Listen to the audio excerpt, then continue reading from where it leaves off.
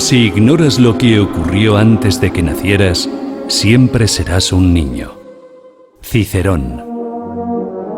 Una hora con la historia, un nuevo enfoque del pasado deshaciendo mitos, con Pío Moa. Pues una semana más en Una hora con la historia con don Pío Moa. Don Pío, muy buenas tardes. Hola, buenas tardes. Bueno, una semana más hablando de historia, hablando sobre el papel de España en esos convulsos años, en los 40, con el escenario de la Segunda Guerra Mundial de fondo, de telón de fondo. Pero antes, si le parece, don Pío, vamos a hablar del blog Más España, Más Democracia. El blog donde todas las semanas don Pío escribe sus reflexiones. Y esta semana, buen seguro que hemos tenido muchas cosas. Entre otras cuestiones, don Pío ha recuperado un artículo sobre Solzhenitsyn, ¿no? Sí. ¿Qué podemos destacar esta semana en el blog? Bueno, evidentemente hay por una parte está la cuestión de las elecciones en Castilla y León, que bueno, han salido bastante bien, y ahora vamos a ver qué es lo que ocurre, pero yo creo que lo que va a ocurrir es una mayor disgregación del PP, ¿no? Que es un partido completamente, ha sido nefasto, porque ha sido una especie de auxiliar del PSOE y de los separatistas todo este tiempo, y claro, ha contribuido junto con el PSOE a llevar al país a esta situación, ¿no? De golpe de Estado permanente, en fin. Y por otra parte, claro, ahora se plantea mucho si va a poder gobernar el PP y Vox juntos. El hecho de que se plantee ese problema va a crear grandes divisiones en el PP, indiscutiblemente, ¿no? Lo cual será bueno. Yo creo que el PP puede muy bien llegar a correr el destino de la UCD, que de repente voló por los aires, por decir así. Sí. Y oye, perdona, pero estoy oyendo la sintonía. Sí, vamos a irla quitando ya la sintonía. Sí, ya está. Despista un poco, Sí, ¿no? sí, esto fuera. Fuera. Bueno, sí. Comentábamos. Pues nada, decía que la cuestión, que es una cuestión histórica en gran medida, es que el PP puede disgregarse, como pasó con la UCD, o puede quedar reducido a muy poco, como ha pasado con Ciudadanos. O sea, esta inestabilidad de partidos es muy propia de la época de crisis a la que ha llevado una política sistemática de PP y de PSOE de promocionar los separatismos, de supeditar a España a otros países, etcétera, ¿no? O sea, de abandonar la soberanía española, ¿no? Y precisamente ahora en relación con por lo tanto, bueno, quiero decir que por otra parte digamos un gobierno de Vox y del PP que a muchos cree imposible porque piensan que en el fondo son lo mismo y no son lo mismo en absoluto. Si fueran lo mismo, vamos, no valdría la pena ya para nada, ¿no? Sería tener en Vox un PP bis, pues no es ninguna, en fin, no es ninguna gran promesa, ¿no? Y yo creo que les va a ser muy difícil. Muy complicado. Extremadamente. Con Ayuso en Madrid se llevan bastante bien, aunque con problemas lógicos por otra parte, pero se llevan bastante bien porque la política de Ayuso no es la del PP. No se sabe cómo ha surgido ahí algo que se parece más a Vox que al PP, pero en fin. Ya veremos. Yo creo que la situación es muy interesante y está terminando con el bipartidismo, que no era tal bipartidismo, eran casi un solo partido, ¿no? A la práctica, ¿no? Claro. Y abrir unas nuevas perspectivas, una alternativa, ¿no? Pero decía que parte del asunto ha sido la sistemática eliminación de la soberanía española, su entrega a Bruselas, su entrega también a Londres y a USA, a cualquiera, casi se puede decir, ¿no? Y claro, esto ahora lo vemos muy de relieve con la cuestión de Ucrania, ¿no? O sea, ¿qué posición debe adoptar España en relación con el conflicto entre la OTAN y Rusia en Ucrania? Claro. creo que hay Vox ha patinado, porque se ha puesto del lado de Ucrania, cuando en Ucrania hay una gran población prorrusa también, y cuando el problema real no es Ucrania, es la OTAN, los proyectos de la OTAN de irse expandiendo y rodeando a Rusia, una especie de ¿cómo se llama?, de cordón sanitario, ¿no? Sí, sí. Con bases militares y demás. Ujú. Entonces, ¿qué posición debe tener España? Yo creo que debe regirse por un principio general. No tenemos conflictos con Rusia, pero los tenemos con la OTAN. La OTAN es Gibraltar inglés, es Ceuta y Melilla marroquíes, es la colonización cultural que estamos sufriendo de una manera tremenda, y de la que casi nadie quiere darse cuenta, porque tratan de convertir a España en una especie de país bilingüe español-inglés, en el que el inglés sería necesario para trabajar en cualquier cosa prácticamente, y en la que la enseñanza, sobre todo de las asignaturas más importantes, se daría en inglés, desplazando el español a lengua secundaria, a lengua familiar o a lengua de infraculturas, ¿no? Ujú. Y esto es algo que ante nuestros ojos está ocurriendo y que no ocurre por casualidad, ¿no? Esto es, en fin, pasó un poco, decía Solzhenitsyn, que el problema que hay con la OTAN y con USA es que ellos creen que Rusia debe desaparecer. Claro. No desaparecer totalmente, esto sería imposible, pero sí romperse, partirse, quedarse en varios estados. Este es un proyecto que viene ya de muy lejos en USA. Consideran que la seguridad mundial requiere que Rusia, en fin, pierda importancia, ¿no? Por cierto, que en España está ocurriendo lo mismo. Bueno, pues aparte de eso, tenemos que ver, nosotros no debemos entrar en ese conflicto porque es un conflicto que no nos atañe para nada, y menos debemos entrar a las órdenes de los países que invaden nuestro territorio. O sea, todos los políticos olvidan esta cuestión, que es la cuestión fundamental para nosotros. Ujú. Entonces, he puesto un comentario sobre la táctica de la agresión. Dice así: a los españoles nos conviene recordar la táctica utilizada una y otra vez por USA para perpetrar sus agresiones. Ha habido agresiones o guerras justificadas, ¿no? Pero otras no. Esta táctica consiste en pintar a la víctima designada como culpable de una horrenda tiranía y de crímenes contra otros o contra su propio pueblo. Esa fue la táctica con que encubrieron su llamado destino manifiesto para apoderarse de un trozo de Cuba y satelizar al resto, y de invadir Puerto Rico y Filipinas, donde cometieron un verdadero genocidio. Más recientemente, hacia el fin de la Segunda Guerra Mundial, y como advirtió Carrero Blanco, USA puso en marcha la misma táctica que hacía temer una nueva agresión, si bien no llegó a producirse por razones que hemos expuesto aquí en varias ocasiones, ¿no? Aunque en su lugar instrumentó junto con la Unión Soviética un criminal aislamiento de España. Criminal porque sus consecuencias habrían sido una tremenda hambruna. Menos mal que, digamos, el franquismo, la diplomacia de Franco supo impedir sus peores circunstancias, ¿no? Explotando un poco las divisiones dentro de la ONU. Ujú.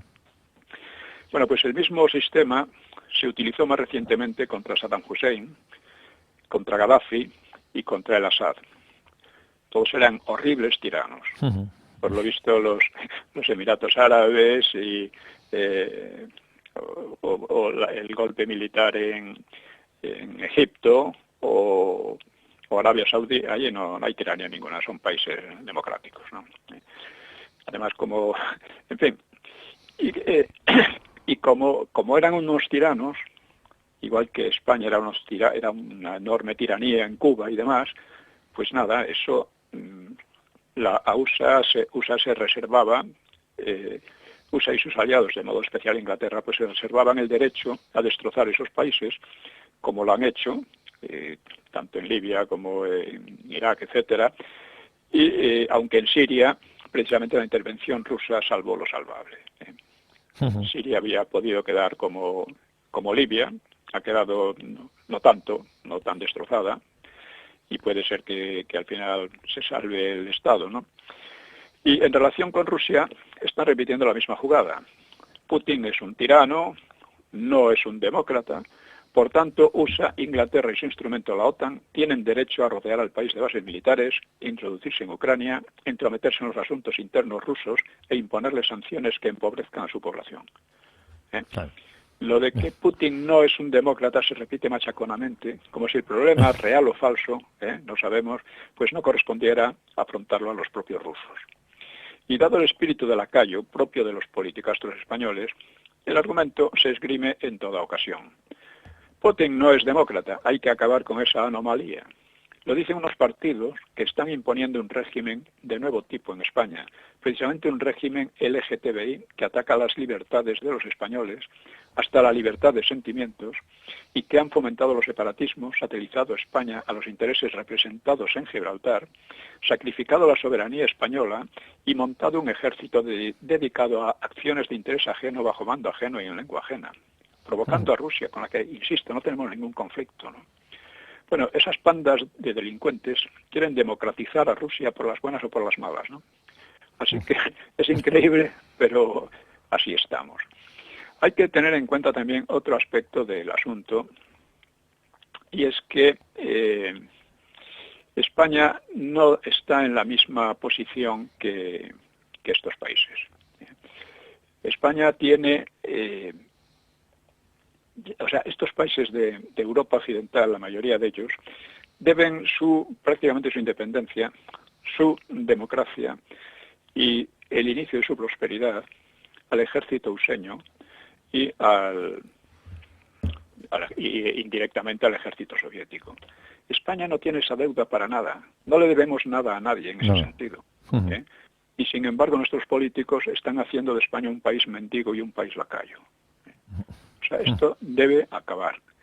Debe acabar si es que estimamos en algo nuestra propia libertad y nuestra propia unidad nacional. Así es. Un aspecto de lo que decía Solzhenitsyn, lo voy a leer, dice: durante muchos años Radio Liberty, una emisora useña de propaganda, claro, ha sido parte muy activa en la campaña antirrusa. Al principio era anticomunista, pero ahora es antirrusa. Dice, muy moderada hacia el comunismo, dirigía todos sus ataques contra las tradiciones de Rusia, incluso contra su religión y su cultura.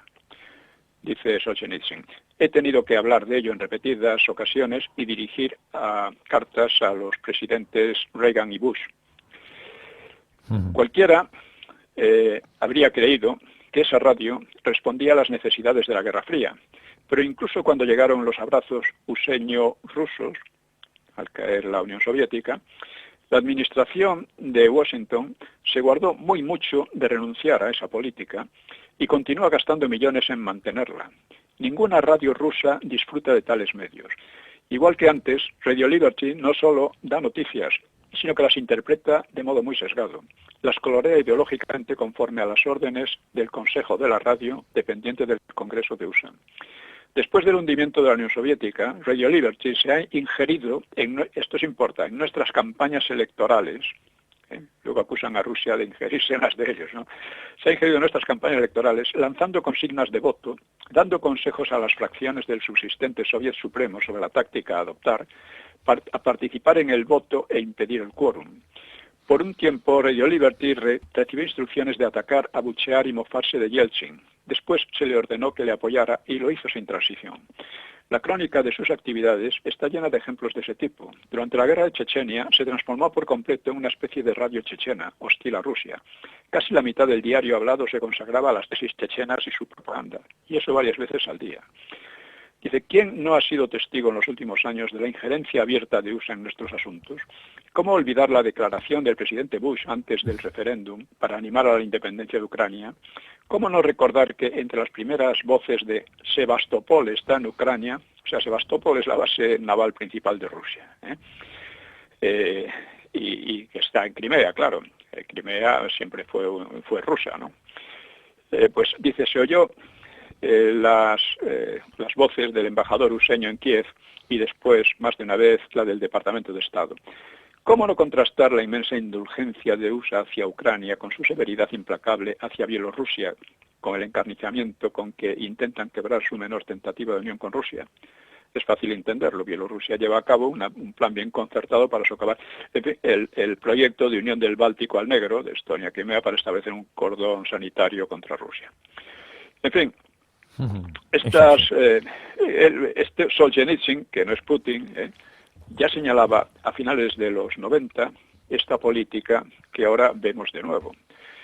Quiero insistir en una cosa. Yo trato de hacer un análisis sobre la base de un poco la historia, los intereses generales que se manifiestan en ella, y llego a esas conclusiones, pero no saco de ello la conclusión de que nosotros debamos aliarnos con Rusia ni con nosotros. O sea, España debe ser neutral porque en esas historias no se nos pierde nada. Es un poco, hay a veces la tendencia a tomar postura por unos o por otros por las buenas. No, tengan razón unos u otros, la cuestión es muy distinta. Claro. Y en fin, con esto podemos pasar al tema que hoy nos ocupa, ¿no? Al tema que nos ocupa, sí, que es la muerte de Hitler y la conferencia de San Francisco que inauguró la ONU. La pasada semana habíamos comentado la muerte de Mussolini y también de Roosevelt. Sí, de Roosevelt. Ocurrieron las tres en el mes de abril de 1945. Tiene algo de tragedia todo esto, ¿no? En la manera como ocurrieron estas muertes, ¿no? Sobre todo las de Mussolini y Hitler, ¿no? Bueno, pues después de la batalla de las Ardenas, que fue entre diciembre y enero diciembre del 44, enero del 45, pues Hitler creyó que los anglosajones iban a tardar todavía en lanzar una nueva ofensiva, ¿no? Así que retiró el grueso de sus tropas del frente hacia el frente del Oder, ¿no? Hacia el frente del este, para contener a los rusos. De modo que los ataques de Patton y Montgomery, que comenzaron a principios de marzo, pues fueron poco más que un paseo militar contra un enemigo que estaba exhausto y que tenía el grueso de sus fuerzas enfrentado a la Unión Soviética. Esto es importante porque para los alemanes en el frente del oeste, o sea, con Francia, etcétera, en Noruega y demás, tuvieron un comportamiento pues de acuerdo con las leyes de la guerra. No fue un comportamiento brutal, pero en Rusia era otra cosa, porque aspiraban realmente a colonizarla, como os he dicho, ¿no? Bueno, es decir, los alemanes preferían la invasión de los anglosajones a la invasión soviética, ¿no? Dentro de su idea racista, además, los anglosajones eran también arios, mientras que los soviéticos, los rusos en general, eran infrahombres según su propaganda. Bueno, simultáneamente los rusos pues intentaban en vano avanzar desde el Oder, el río Oder, pero por el sur tomaban Viena a mediados de abril. Entonces volcaron toda su potencia sobre Berlín, desde las dos direcciones, o sea, desde el sur y desde el este, y el 25 de abril, pues Berlín quedó aislada por las tropas de Zhukov y de Konev, que eran los generales que dirigían, uno desde Zhukov desde el este y Konev desde el sur, ¿no? Y el día 27, en el río Elba, que está al oeste de Berlín, pues se podían saludar las tropas ruseñas y las tropas soviéticas, ¿no? La batalla de Berlín fue calle por calle y casa por casa, pues costaba a los rusos un río de sangre, pero su superioridad absoluta se impuso, y el 28 estaban a 500 metros de la Cancillería, que era el último refugio de Hitler, en un mar de ruinas. Entre los últimos defensores de la ciudad pues estaban los voluntarios franceses de la división SS Carlomagno, y al parecer algunos españoles de la división belga Valloni, de León de Grel o de la propia Charlemagne. Se ha mitificado un poco algunos la presencia de aquellos españoles, pero eran muy pocos ya y no tuvieron una relevancia especial, ¿no? Bueno, tuvieron la relevancia de estar allí en una situación desesperada, ¿no? aunque en general la participación de los españoles ha sido poco estudiada, ¿no? Y las fuentes son confusas. Por ejemplo, Bibor niega que hubiera españoles en la Charlemagne o en torno a la Cancillería. Otras fuentes dicen que estuvieron luchando en la Cancillería. Bueno, como fuere, no es lo más importante. No tiene ya mucho que ver con lo que fue la División Azul, ¿no? Bueno, pues en las últimas batallas de Alemania, desde Pomerania a los Balcanes, pues combatieron, eso sí, pequeños grupos de españoles, tal vez un millar, incluyendo algunas compañías, como la de Esquerra y Ortiz, que estaban dispersos en el ejército o en las SS, ¿no? Que eran los últimos jirones de la División Azul, que estaban reforzados además por algunos trabajadores y al parecer también por varios izquierdistas, porque es curioso que algunos de los exiliados movilizados por Alemania, algunos otros fueron llevados a campos de concentración, algunos de ellos colaboraron porque, entre otras cosas, los derechos de los trabajadores en Alemania eran respetados más que en otros lugares, ¿no? Bueno, pues ante el avance de sus enemigos, Hitler había dado orden de aplicar una acción de tierra quemada, lo que habría llevado al país a una devastación ya completamente extrema, ¿no? El ministro Speer, pues protestó, diciendo que ello significaría la completa ruina del pueblo alemán, pero Hitler había contestado, coherente con su concepción del mundo, dice: si se pierde la guerra, la nación alemana perecerá también. Por lo tanto, no es preciso conservar lo que el pueblo necesitaría para continuar su existencia. La derrota habría, según él, demostrado que el pueblo alemán no estaba a la altura, que debía sucumbir según las leyes de la naturaleza, las leyes racistas en las que él creía, ¿no? Que tienen su origen en Darwin y también en Nietzsche.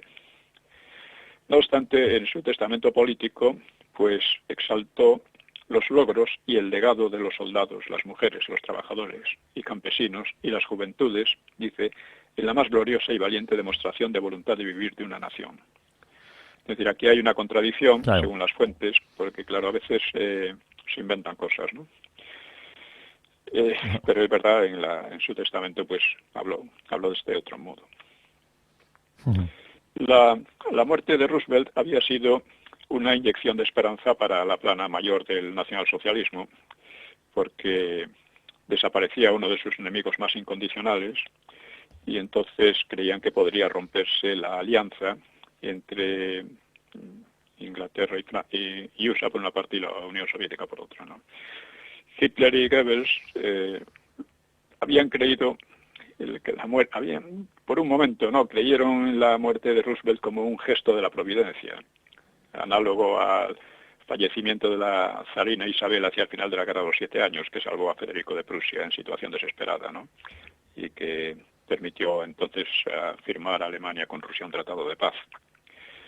También, en cierto modo, Hitler había creído que el fracaso en los atentados contra él demostraban que era un elegido de la providencia.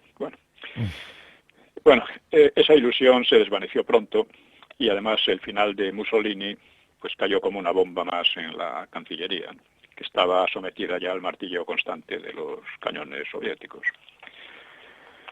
Hitler, que acababa de cumplir 56 años, decidió no correr la suerte de Mussolini, ni convertirse en espectáculo para sus enemigos.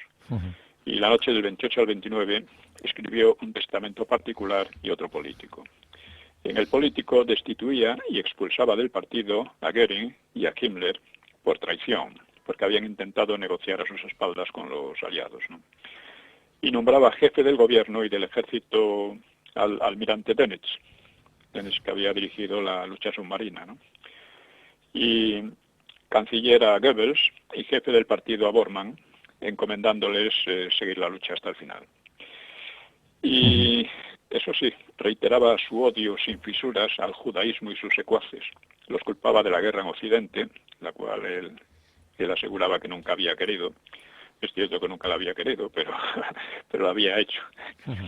Había hecho, según su teoría, Francia e Inglaterra le habían declarado la guerra al invadir Polonia, que era un país católico, ¿no? Le habían declarado la guerra por influencia de los judíos. Dice, claro, en parte, él decía la verdad. Él habría querido que su agresión a Polonia quedara impune, como en el caso de Checoslovaquia.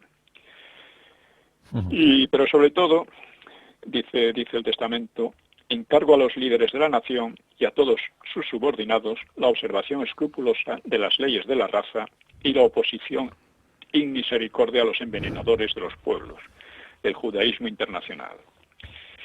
No lamentaba su política de exterminio, al contrario, sus palabras reflejaban orgullo por no haber flaqueado en la tarea, ¿no? En su testamento personal resolvía casarse con la joven que tras largos años de fiel amistad había entrado por propia voluntad en la ya casi sitiada ciudad para compartir su destino con el mío. Se refería a Eva Braun, con la cual convivía desde 1931. Esta era una mujer muy diferente de él, era bella, risueña, amiga de fiestas, poco interesada por la política y por los actos del partido, ¿no? Según Speer, pues se sentía oprimida por Hitler, que hasta entonces había rehusado el matrimonio. Hitler le animó a huir, pero ella prefirió quedarse allí, a su lado, ¿no?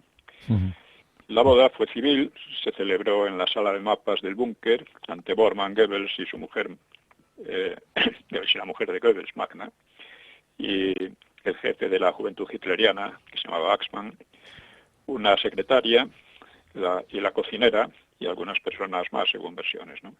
Siguió una recepción en otro despacho, donde se brindó con champán o vino húngaro, y en las dependencias del búnker se hicieron fiestas, que llegaron a hacerse muy ruidosas, mientras a pocos pasos la resistencia de Berlín se hundía en un apocalipsis de llamas y explosiones, ¿no?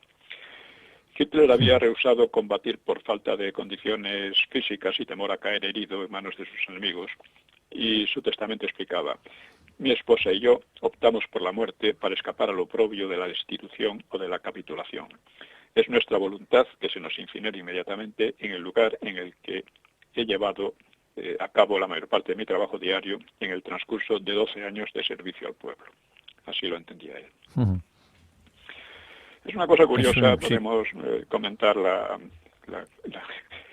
actitud, digamos, conyugal, ¿no?, de unos y otros, ¿no?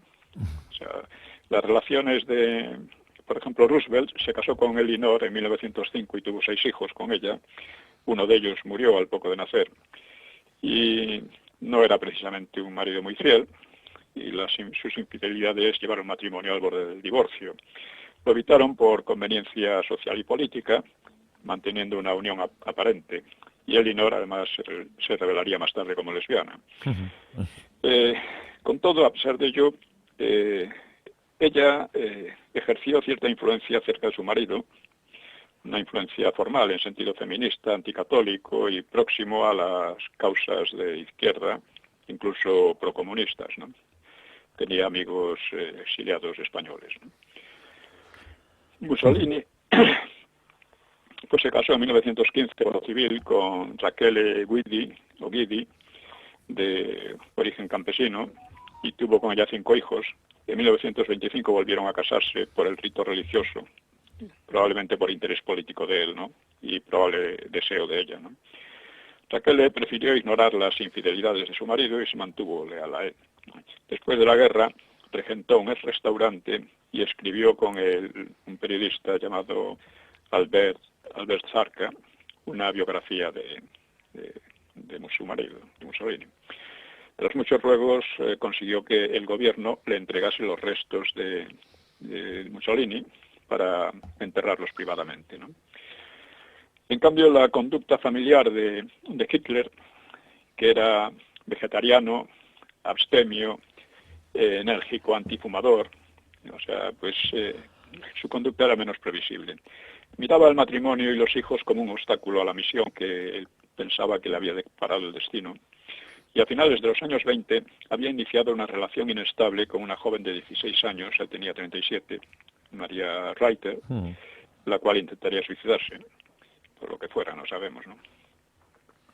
La relación fracasó al parecer por no admitirla a Hitler más que como amante ocasional y no como esposa, ¿no?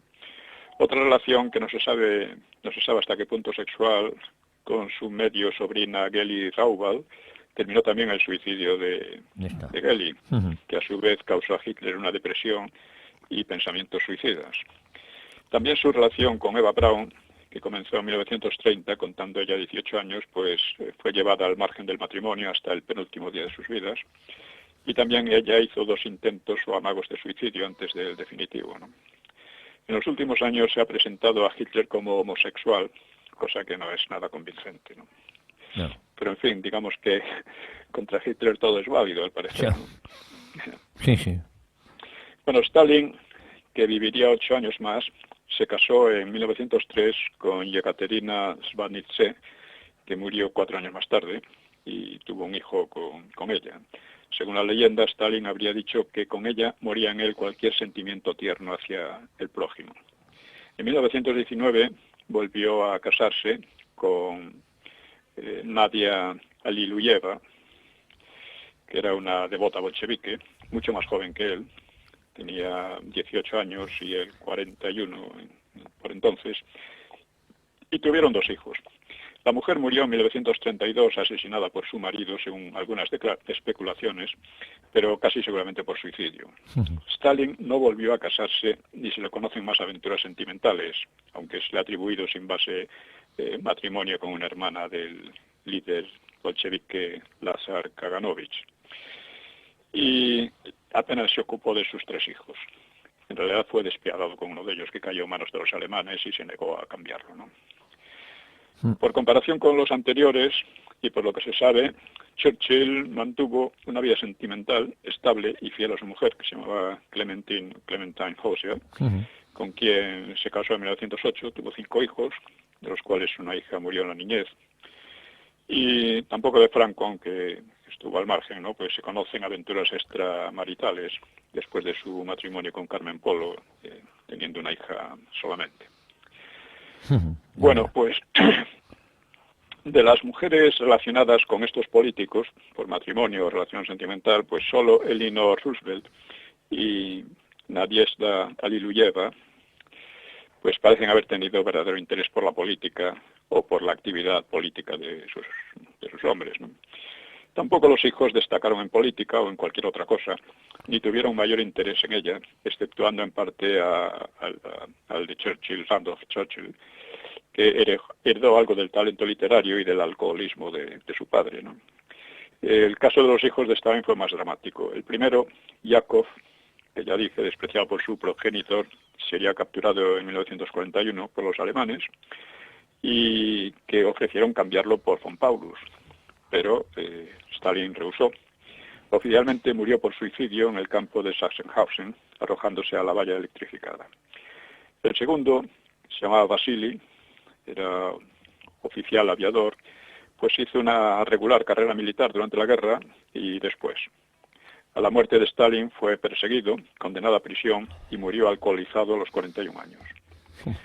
La hija Svetlana, con una vida sentimental muy inestable, pues terminó pidiendo refugio en USA y escribiendo una biografía crítica de su padre y se convirtió al catolicismo en 1982.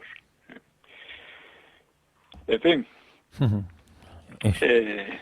esto es interesante un poco porque ya que estamos hablando ahora de los personajes mismos, pues ver un poco cómo es la condición humana, ¿no? Bien, pues seguimos. Sí. Vamos avanzando. Al día siguiente del matrimonio de Hitler y Eva Braun, pues tras un almuerzo con las 2 secretarias y la cocinera, o sea, Eva por lo visto se retiró falta de apetito, pues Hitler hizo llamar a Bormann, los Goebbels, o sea, marido y mujer, y otras personas, y él y Eva se despidieron de todos. A su piloto personal, que le instaba a huir en avión a Argentina, Japón o países árabes simpatizantes, pues le replicó: uno debe tener el valor de encarar las consecuencias. Yo todo lo termino aquí. Sé que mañana millones de personas me maldecirán. Así lo quiso el destino. Los recién casados entraron en su habitación y al poco sonó un disparo. Las personas designadas abrieron la puerta. Hitler se había pegado un tiro en la sien y Eva, a su lado, se había matado con cianuro. Los cadáveres fueron sacados al exterior, tendidos en un socavón causado por una granada de artillería, porque el bombardeo no cesaba y hubo dificultad para obtener gasolina y luego para acercarse a los cuerpos y tomarlos. Los rusos estaban a solo 2 manzanas de distancia. El 1 de mayo, el matrimonio Goebbels seguía el ejemplo de Hitler tras haber envenenado a sus 6 hijos. Esto era el acto final de 12 años de nacionalsocialismo, 6 años de guerra y 2 meses de última resistencia esperada a los ejércitos aliados, ¿no? Se conservarían mínimos restos de Hitler, los rusos lo conservarían. Muchos años después, pues serían incinerados y tirados a una alcantarilla. Yo aquí sigo un poco el relato de John Toland, que pudo hablar con varios testigos. El destino de los restos de Hitler, según Bibor, en su obra sobre la batalla de Berlín, pues es el que hemos dicho, ¿no? De destrucción de sus restos y tirarlos por la alcantarilla, ¿no? Dönitz anunció: nuestro Führer, Adolf Hitler, ha caído. Con profundo sentimiento, el pueblo alemán se inclina reverentemente ante él. Se dio a entender que había perecido en combate. Dönitz habló de seguir la lucha, pero sabía que todo había concluido. Dice: en los tiempos próximos de angustias para nuestro pueblo, haré cuanto esté a mi alcance para crear condiciones de vida soportables para nuestras valientes mujeres, hombres y niños. Quedaba firmar la rendición incondicional el 7 de mayo. La prensa española recogió a veces el bulo de la muerte de Hitler al frente de sus tropas y, para enojo de los aliados, pues se permitieron abundantes elogios a su figura por su lucha contra el comunismo. Aún así, el cambio político de Franco disgustó a los medios más radicales de la Falange.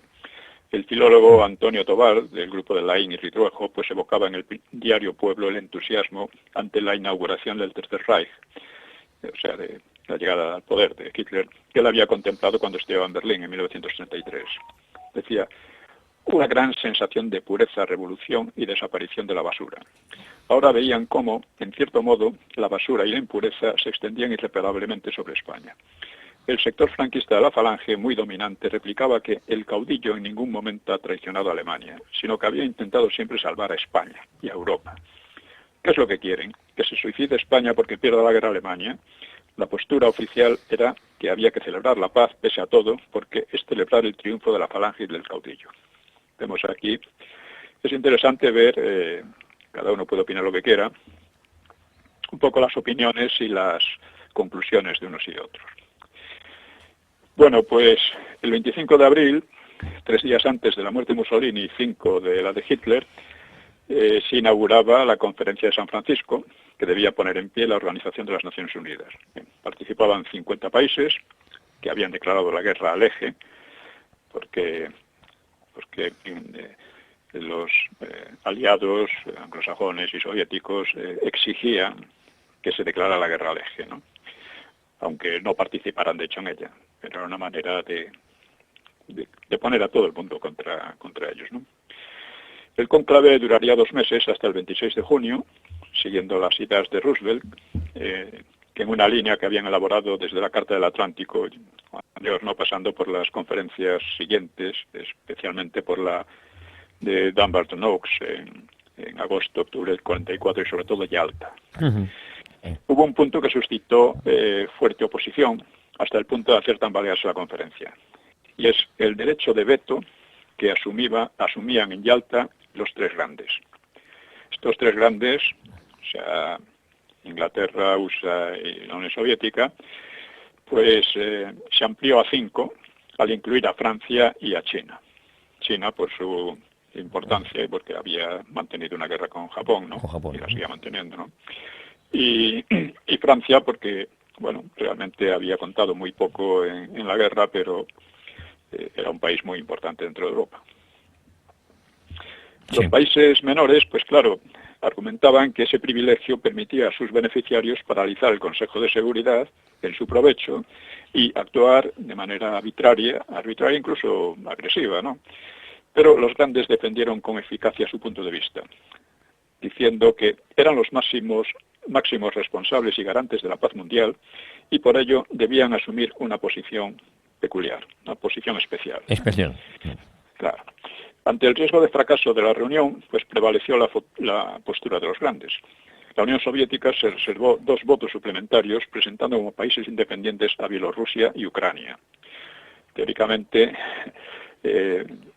quien había creado un Estado ucraniano, un pseudo-Estado ucraniano dentro de la Unión Soviética, había sido Lenin, ¿no? Al someter a la Asamblea la Carta Programática de las Naciones Unidas, pues el delegado inglés, Lord Halifax, la definió como la cuestión más importante de nuestras vidas. Para solemnizarlo, el voto no se hizo a mano alzada, sino poniéndose en pie los representantes.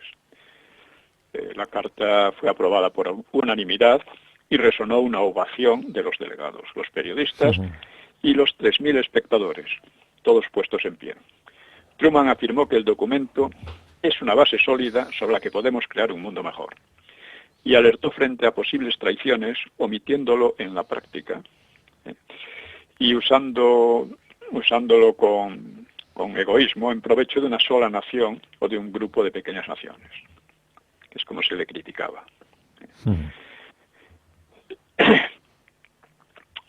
O sea, advirtió que en adelante, aseguraba él, la política en el mundo se haría en provecho de todas las naciones y no de una sola o de un pequeño grupo.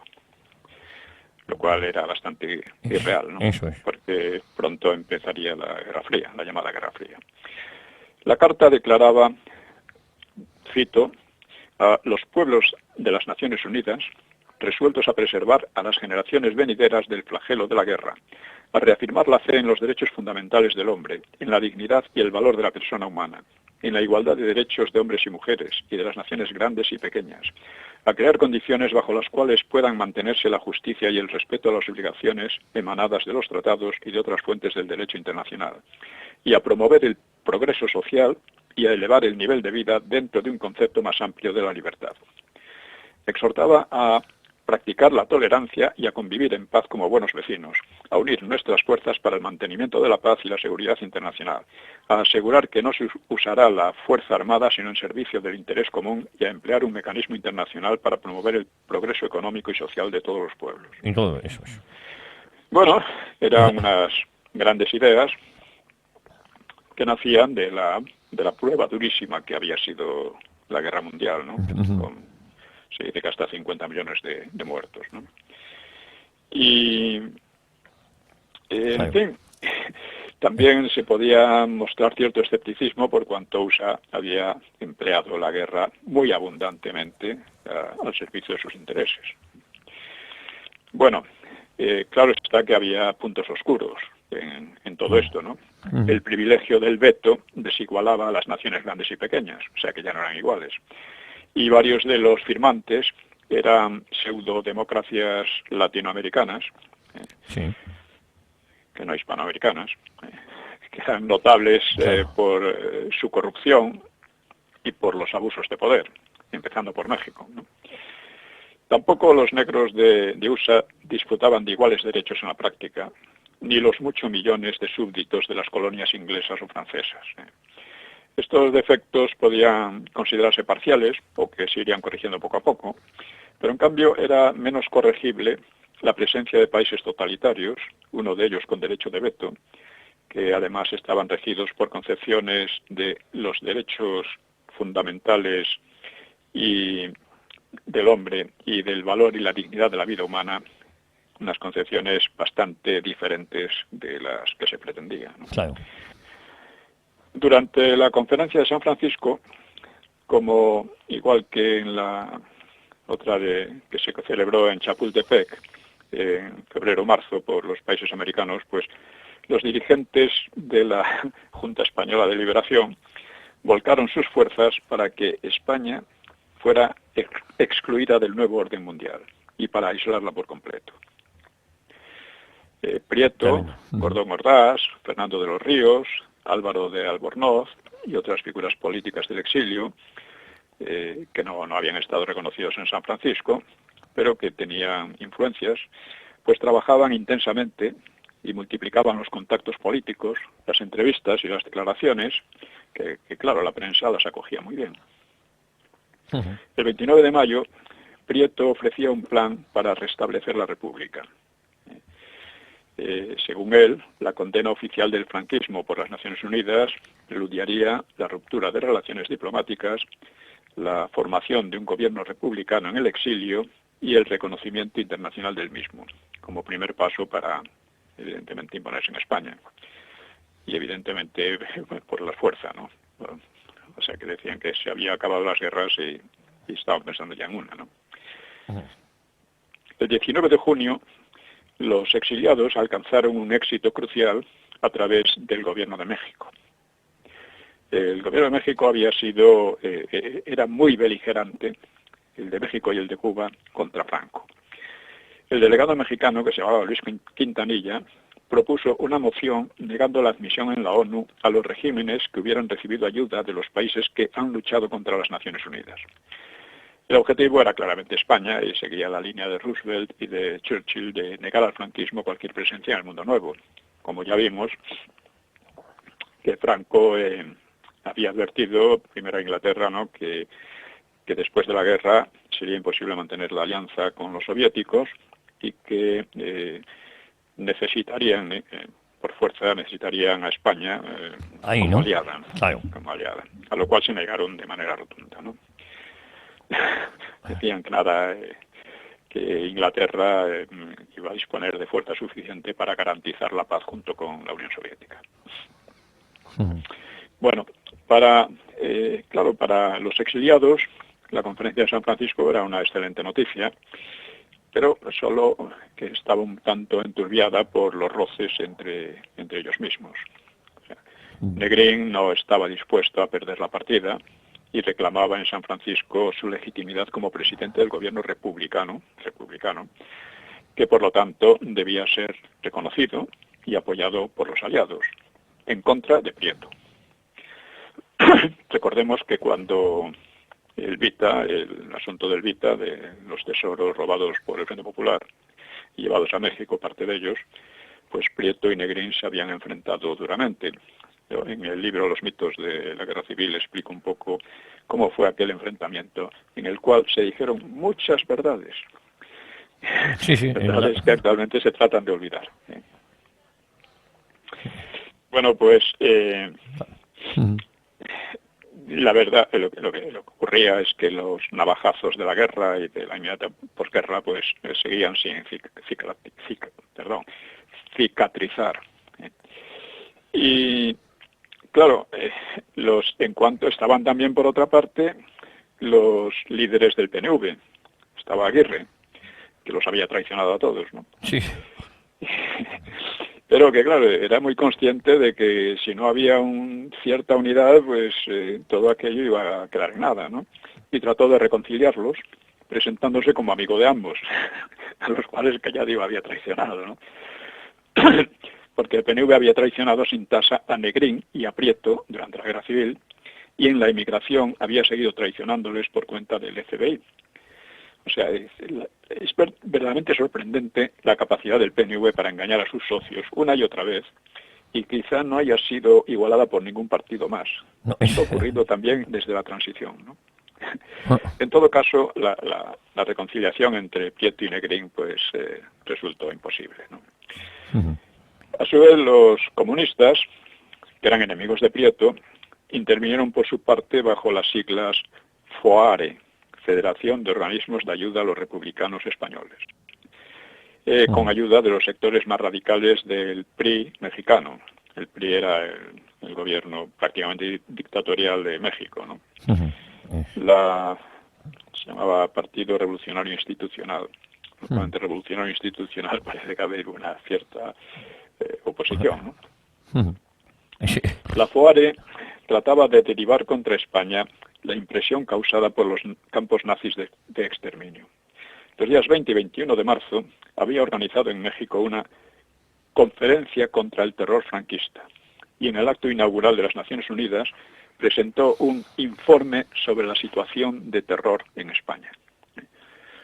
Según ese informe, la población vivía sometida a un sistema similar a lo impuesto por las SS en los campos de concentración. España era un gran campo de concentración. Por cierto, que hace años dentro de la campaña por la memoria histórica, este tipo de historietas pues se recuperaron plenamente, ¿no? Sin que la derecha replicara como es debido, ¿no? Hemos sido unos pocos los que hemos estado ahí. Es verdad. Por desgracia, mucha gente sigue con estas ideas, ¿no? Así que recomendaba la inmediata ruptura de relaciones diplomáticas y comerciales. Es decir, se trataba de asfixiar a España por el hambre, en definitiva, ¿no? Bueno, pues podemos ir un poco con... Nos quedan unos 7 minutos, don Pío. 7 minutos. Sí, bueno, aproximadamente. El mes de abril, que fue tan abundante en hechos trascendentales, pues tuvo otro menor. La pasionaria salía de la Unión Soviética para instalarse en Francia, que ella esperaba que sería la escala para entrar en España. Y declaraba, y cito, nosotros, comunistas, no tenemos incompatibilidad con el señor Giral. Giral era el representante del gobierno español en el exilio, del gobierno republicano, entre comillas, en el exilio, ¿no? Y del señor Giral es un demócrata bien conocido por el importante papel que jugó como jefe del gobierno republicano en los primeros meses de nuestra guerra liberadora. No se sabe qué liberaría. Por ampliar el frente político, el Partido Comunista estaba enterrando su unión nacional y en 1944 habían apoyado a Negrín y en 1945 buscaban tratos con su competidor Giral. Es decir, estaban a ver quién tenía más posibilidades y quién podría venirles mejor, ¿no?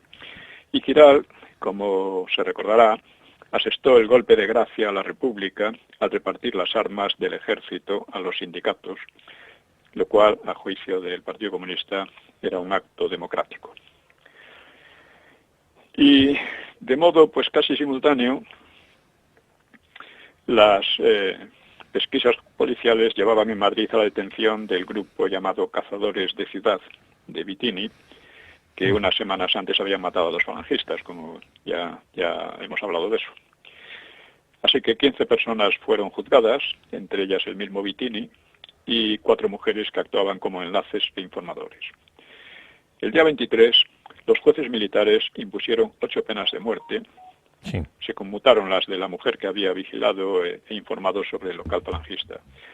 Siguieron protestas en Francia, esto es típico, acusando al gobierno español de querer asesinar a demócratas como Vitini, que había sido teniente coronel de la resistencia francesa. De Gaulle y algunos obispos franceses pidieron la conmutación de las sentencias, pero el régimen tenía el mayor interés en demostrar firmeza. Y esto es muy importante, porque si no demostraba firmeza en aquellos momentos y se achantaba, pues les daba todas las facilidades para intentar incluso una invasión, ¿no? Una medida de gracia, además, no sería vista como medida de gracia, sino como un signo de temor y de claudicación ante la presión extranjera, ¿no? De debilidad. Cosa extremadamente peligrosa, ¿no? Así que las sentencias se cumplieron el día 28, que fue el día siguiente a la muerte de Mussolini y casi víspera de la de Hitler. A Vitini le sustituyó Cristino García, que a principios de abril había vuelto a entrar en España con una pequeña partida después de haber participado meses antes en la invasión del Valle de Arán, de la que hemos hablado también. Y su grupo mató en Manresa a un policía y se dividió. Cristino y algún otro marcharon a Madrid. Tanto Cristino como Vitini eran héroes de la resistencia francesa y la verdad es que no conseguirían repetir en España sus hazañas contra los alemanes, ¿no? A mediados de mayo, su equipo se reforzó con otros 12 hombres procedentes del maquis francés, más 30 presos fugados del campo de Valdemanco, que trabajaban en el ferrocarril Madrid-Burgos, porque la vigilancia era muy precaria y permitía que los guerrilleros utilizasen el campo para aprovisionarse de explosivos. O sea, pensando en volar trozos de vía férrea, pues varios guerrilleros de Cristino marcharon a Peguerinos, en Ávila, y allí el 13 de junio mataron a un sargento de la Guardia Civil e hirieron a 2 números. Claro, la Guardia Civil reaccionó con rapidez, cercó al grupo al día siguiente y le ocasionó 5 muertos contra 2 que sufrieron los guardias civiles y un herido, ¿no? En días sucesivos, el acoso policial continuó hasta desarticular el núcleo guerrillero, el núcleo del maquis. La evolución de los acontecimientos durante los meses siguientes pues tiene considerable interés. Cristino dirigió entonces acciones menores en Madrid, entre ellas la liquidación de gente de Monzón, o sea, del otro grupo comunista por orden de Carrillo, ¿no? Una operación en parte política, en parte física. La víctima principal fue Gabriel León Trilla, que era un histórico del Partido Comunista y que había sido profesor de francés, etcétera, ¿no? Bueno, pues le conminaron a ir a Francia y Trilla sospechó fundadamente que le asesinarían por el camino y permaneció en Madrid. Sin embargo, le localizaron y tendieron una celada, convocándole a una cita la noche del 6 de septiembre en el Campo de las Calaveras, que acerca a la calle Magallanes, la que hoy calle Magallanes. Allí lo mataron de un navajazo y poco después, el 15 de octubre, detectaron a otro monzonista, partidario de Monzón, destacado, Alberto Pérez Ayala, un hombre probablemente falso, ¿no? Y acabaron con él a tiros. Y así terminó la carrera de Cristino, porque el 16 y el 20 de octubre la policía logró capturarle a él y a la mayor parte de su gente. Monzón, también a Monzón le requirieron a volver a Francia, pero como Trilla sabía que se exponía a ser liquidado al pasar los Pirineos, donde además podían presentar su muerte como causada por un choque con la Guardia Civil. Y el encargado de los pasos clandestinos por los montes, que era un carrillista declarado y enemigo personal de él, y que poco antes había eliminado así a Pere Canals, un delegado monzonista en Cataluña, pues Monzón fue a Barcelona, la policía dio con su pista y le detuvo en julio, lo cual le salvó la vida, provisionalmente, porque el gobierno seguía creyéndole el jefe máximo del partido y del maquis y por tanto solo le podía esperar la pena capital. La pena capital. Claro. No obstante, volvió a acompañarle la suerte en forma de 2 amigos juveniles de Pamplona, uno Tomás Garicano Goñi, que llegaría ministro de Gobernación de Franco, y Antonio Lizarza, un antiguo conspirador requeté. Según Morán, le facilitará la prueba trucada. Morán ha escrito un libro sobre la historia del Partido Comunista, muy interesante, Gregorio Morán. Pues le facilitará la prueba trucada con la que se librará de la pena de muerte. Lizarza firmará un documento atestiguando que Jesús Monzón estuvo en Suiza desde 1943 hasta poco antes de su detención. Como se recordará, Monzón había salvado a Lizarza durante la guerra, facilitándole un salvoconducto para Francia. Y queda un minutín, don Pío. Bueno, pues terminamos. Monzón saldría. Estas historias son historias humanas, pero la historia real se compone también de ellas, ¿no? De eso, sí. No solo de grandes movimientos abstractos, ¿no? Claro. Bueno, pues Monzón saldría libre en 1959. Tenía 50 años. Emigró a México y allí hizo una inesperada carrera como economista y especialista en técnicas de mercado. El excomunista. Volvió con su primera mujer, que se había casado con otro, al cual abandonó por Monzón.